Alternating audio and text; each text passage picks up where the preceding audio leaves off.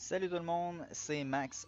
Aujourd'hui, je pars une série de tutos sur Autodesk Inventor 2016. Sachez que si vous avez la version 2017-2018, c'est pas vraiment grave, les différences sont minimes. Vous ne vous en apercevrez même pas. Éventuellement, je vais aussi en faire avec SolidWorks 2018 puis AutoCAD 2019. Pour revenir à nos moutons, donc aujourd'hui, on y va avec Autodesk Inventor. J'avais déjà ouvert le logiciel, donc mon but un peu à travers tout ça, c'est de vous montrer aujourd'hui, du moins l'onglet, le projet, le type de projet pièces, que vous soyez capable de faire des pièces. Et éventuellement dans d'autres tutos, on va fabriquer des pièces. Mais pour aujourd'hui, on n'en fera pas. Je vais juste vous montrer vraiment un peu c'est quoi les différentes options qu'on a et comment un peu la fenêtre de création de pièces fonctionne. Éventuellement, on va aussi faire les ensembles, des assemblages. Donc, les pièces vont dans nos assemblages. Une petite particularité qui est intéressante à savoir, c'est que dans la fenêtre d'assemblage, on va pouvoir venir créer directement nos arbres, des sprockets, des chaînes, des courroies, des poulies, nos assemblages soudés, des structures. On va pouvoir faire ça directement avec la fenêtre d'assemblage. Les structures soudées, boulonnées, ça se fait tout là-dedans. Ensuite, on va faire des dessins qui, en fait, c'est nos mises en plan de nos pièces puis de nos assemblages.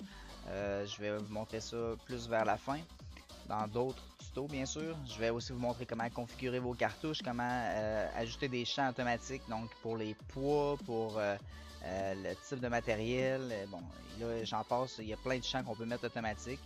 Je vais terminer avec ça va être des petits tutos rapides, c'est assez court, ça va être assez court à expliquer comment faire des présentations, donc des explosions de pièces.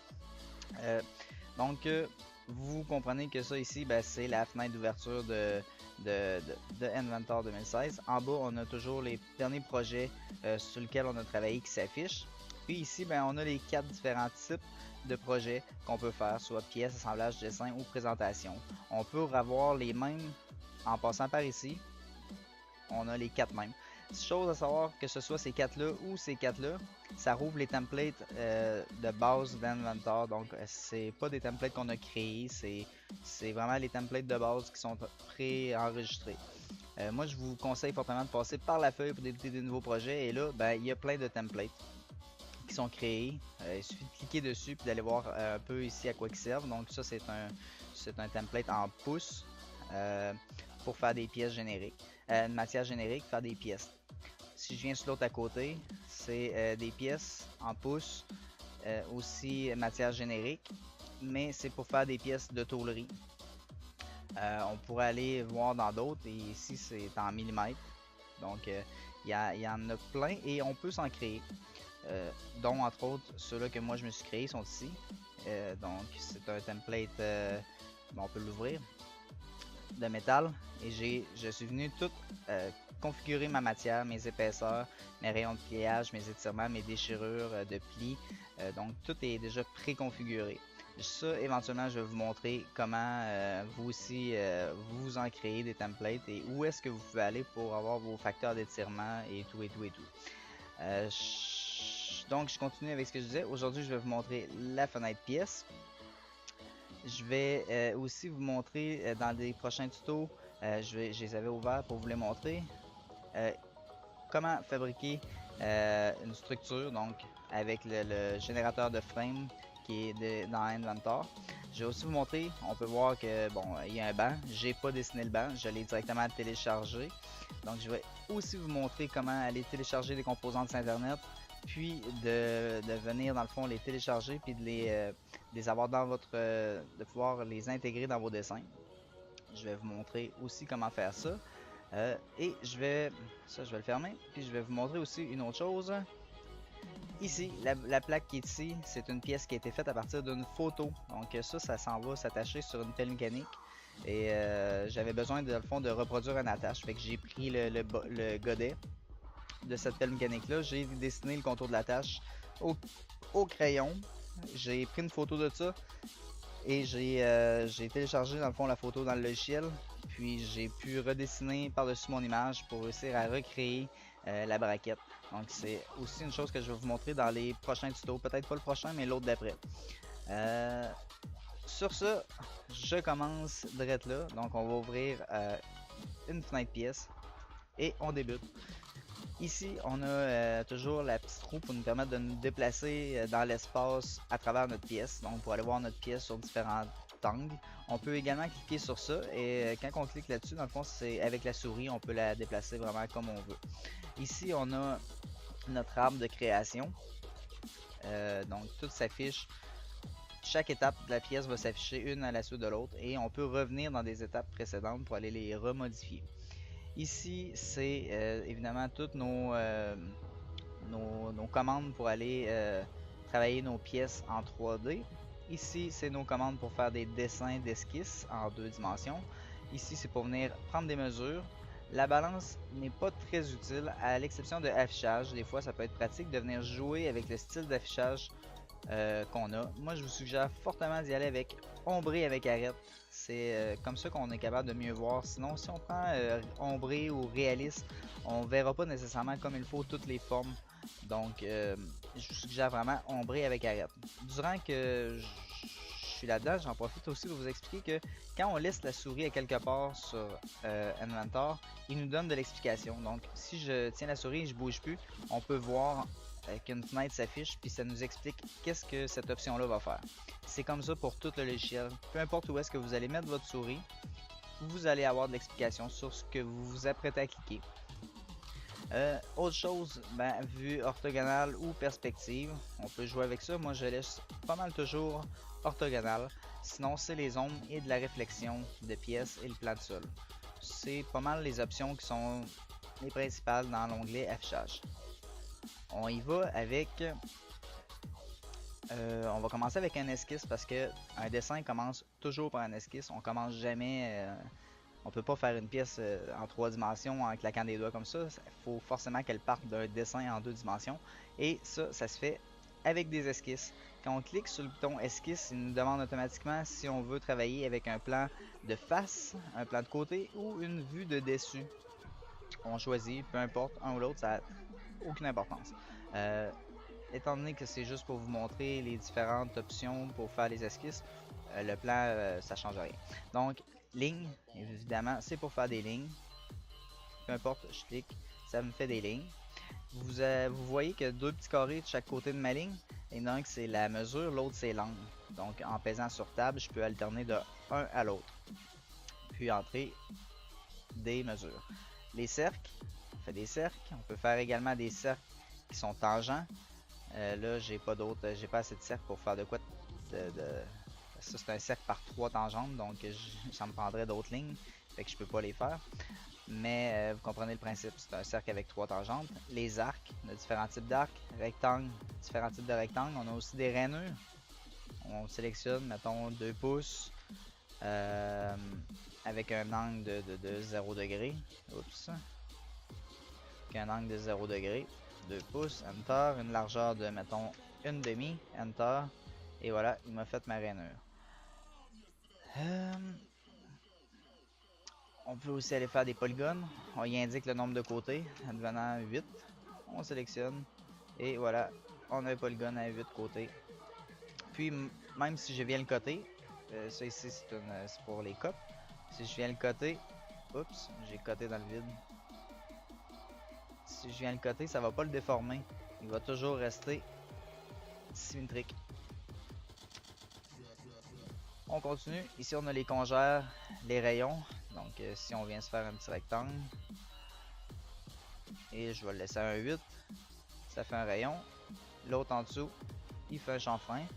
On a différents types de chanfreins. Ça, c'est un chanfrein 45 degrés, donc un chanfrein normal avec une distance de 0.125. On a aussi distance 1 et distance 2, donc si on voudrait 0.25 sur un bord et un quart sur l'autre, par exemple, 0.25. Donc, il me fait un chanfrein de 0.25 sur un quart. Puis on a le dernier, c'est un chanfrein d'une distance sur un angle, qui est un peu le même principe. Donc, ça c'est nos chanfreins, la fonction texte, la fonction point qu'on va utiliser dans le prochain tuto. Vous allez voir à quoi qu'elle sert. Projeter des géométries, advenant le cas que je ferais terminer cette esquisse là, et que je me repartirais une nouvelle esquisse sur le même plan, exemple, là vous voyez que mes lignes sont là, mais je peux les sélectionner, mais ils restent pas là. Ça, projeter la géométrie, ça me permet de venir sélectionner mes géométries, mes lignes. Et advenant le cas que je fais terminer et que je viendrais supprimer mon esquisse numéro 1, vous voyez que les lignes sont toujours là parce que je les avais sélectionnées, je les avais projetées, donc je suis avec les mêmes lignes. Déplacer, on sélectionne ce qu'on a à déplacer, on sélectionne le point de déplacement, et là ma sélection n'avait pas fonctionné. Je sélectionne et je déplace. Bon, pourquoi il ne veut pas déplacer? C'est peut-être dû au fait que j'ai projeté ma géométrie. On va supprimer, on va le refaire. Donc, je continue. Déplacer. Sélectionne notre point de déplacement, puis on peut déplacer. Copier, toujours le même principe. Sélectionne notre point à partir de où est-ce qu'on va faire notre déplacement, et on peut copier. Escape pour sortir de là.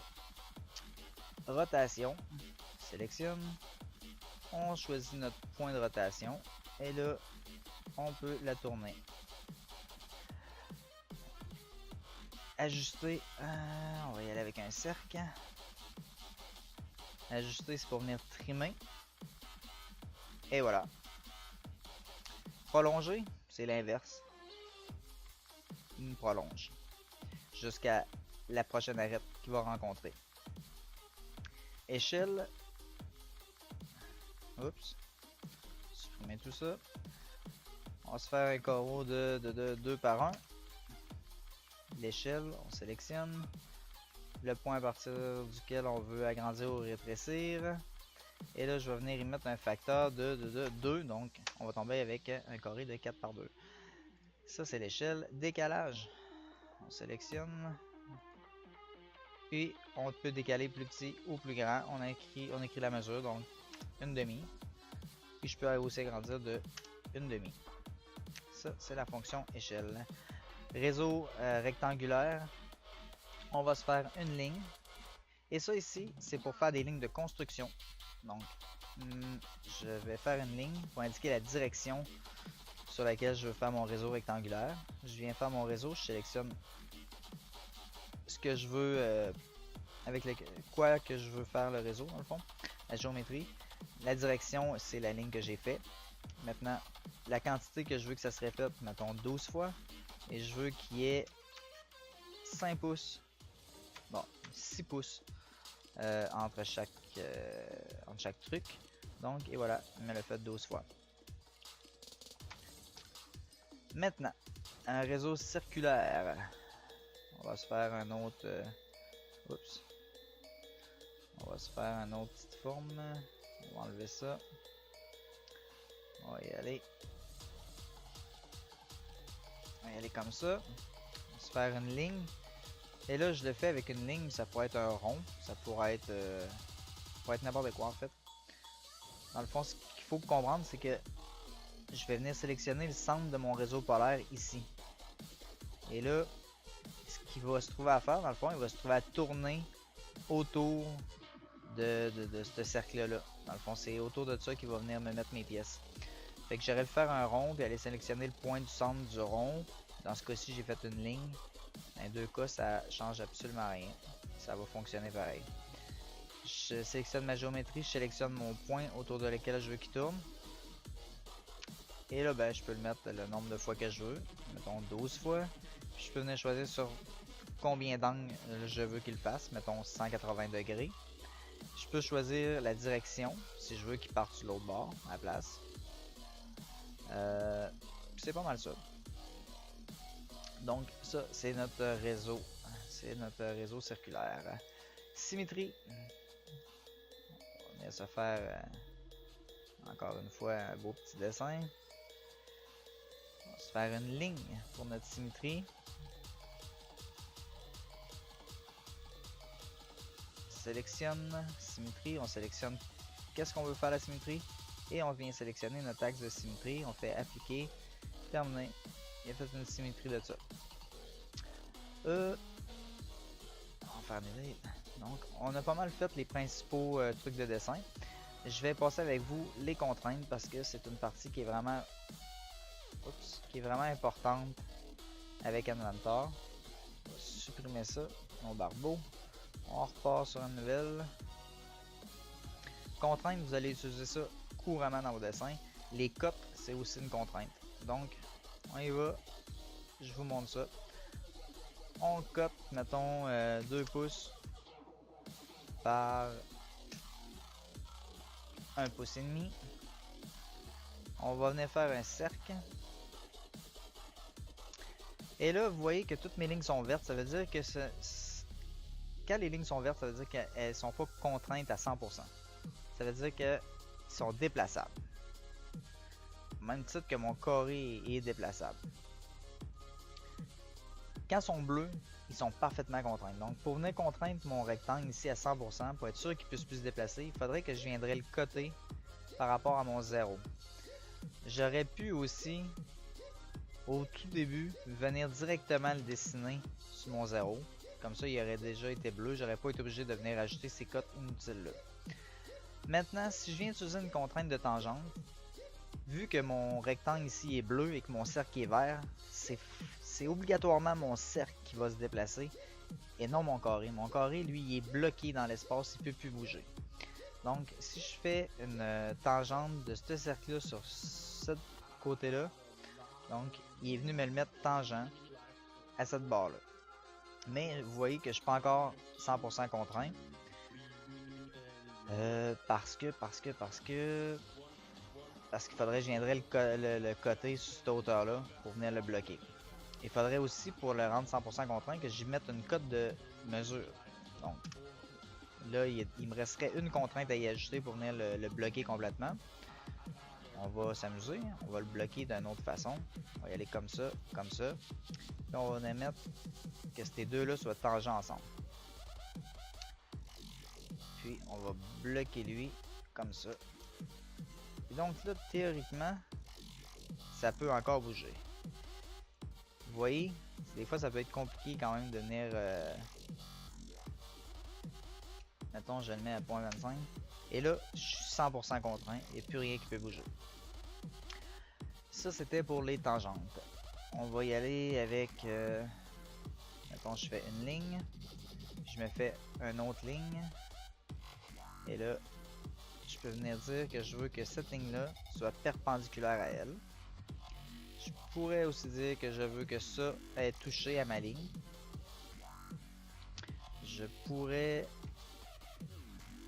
venir dire que je veux que cette ligne-là soit horizontale. Oups, j'ai cliqué sur le point. Que cette ligne-là soit horizontale. Je pourrais venir aussi dire que je veux qu'elle soit verticale. Je pourrais aussi prendre deux lignes comme ça, veut dire que je veux qu'ils soient parallèles. Ça c'est centré. Je pense qu'on a fait les principales. Donc c'était pour les contraintes. Sur ça, on arrive déjà à près de 20 minutes de vidéo. Je vais arrêter ça là. Je vous ai montré les principaux trucs de dessin. Prochaine vidéo, je vous montre comment on vient maintenant ajouter de la matière à ça et qu'est-ce qui est possible de faire. Donc, je vous laisse, je redébute une nouvelle vidéo dans quelques instants.